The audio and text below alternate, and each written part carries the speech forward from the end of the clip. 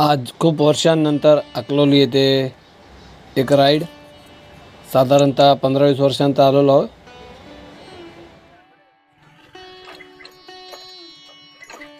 जे समोर दिसत आहे वज्रेश्वरी बस स्थानक. तर वज्रेश्वरी बस स्थानक नाव केव्हा झालं माहित नाही. पूर्वी याला अकलोली बस स्थानक असे होते नाव. तिथेच बाजूला वज्रेश्वरी देवी मंदिर आहे, नित्यानंद मंदिर आहे, गरम पाणी कुंड आहे, साईबाबा मंदिर किल्टन आहे. आणि आता आपण गरम पाण्याचे कुंड पाहायला जाऊयात.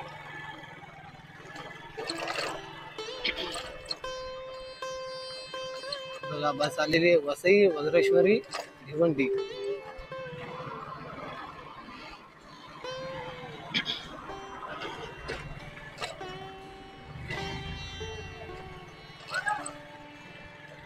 वज्रेश्वरी बस स्थानकावरून चालत 2 मिनिटाचे अंतर पण नाही आहे.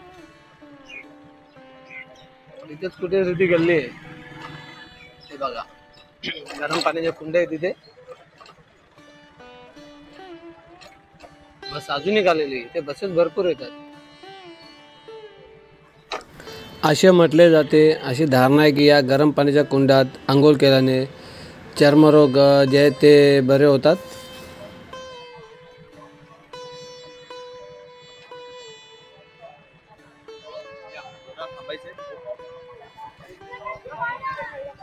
हे बघा, हे गरम पाण्याचे कुंड.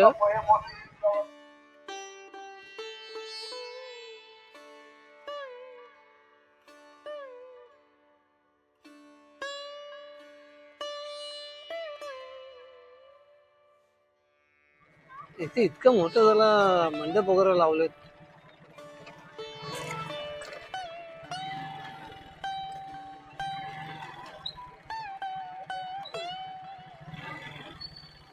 पार्किंगचे प्रॉब्लेम आहेत मध्ये, गाड्या वगैरे धुतात.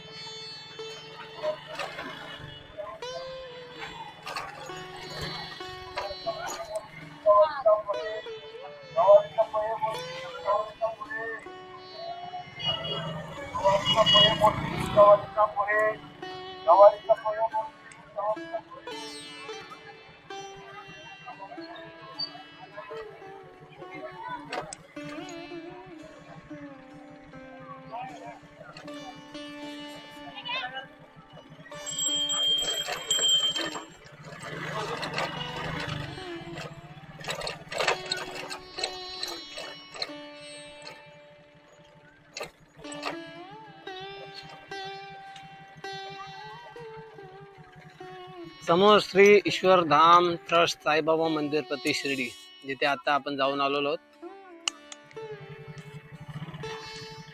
चला आता आपण अकलोली तिथे गरम पाण्याचे कुंड पाहिलेत. आता एक अजून काहीतरी आहे, तिथे देखील जाऊया. ही नदी आहे, खूप गर्दी असते बाबा इथे.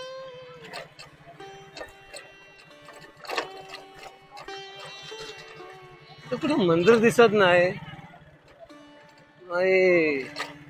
ताट काय घेऊन जातात.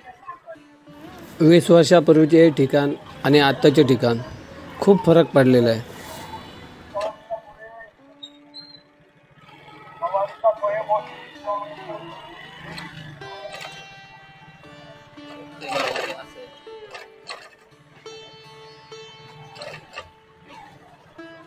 प्रत्येकाची आपली आस्था असते, भावना असते.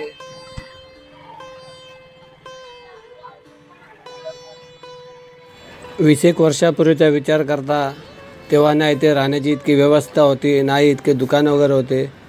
आता तर अक्षरशः एक शहर झालं, बाजार झाला आहे.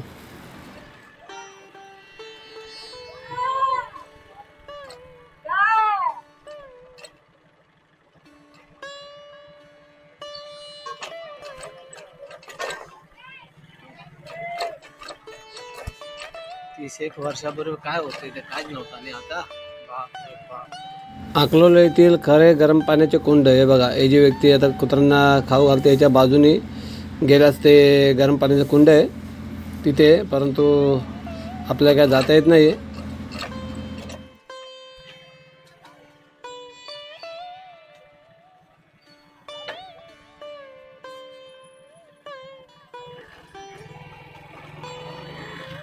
अशा प्रकारे आपण अकलवली येथून तर रामकुंड, गरम पाण्याचे कुंड,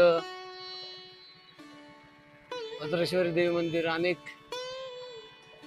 मंदिर पाहून आलो आणि इथे देखील काय तर स्वर्गाश्रम मंदिर काम सुरू आहे. सर्व प्रवास करून आपण परतीच्या प्रवासाला निघालेलो आहोत. मी साधारणतः 20-1 वर्षांत आलो असेल. खूप बदल आहे, खूप बदल आहे.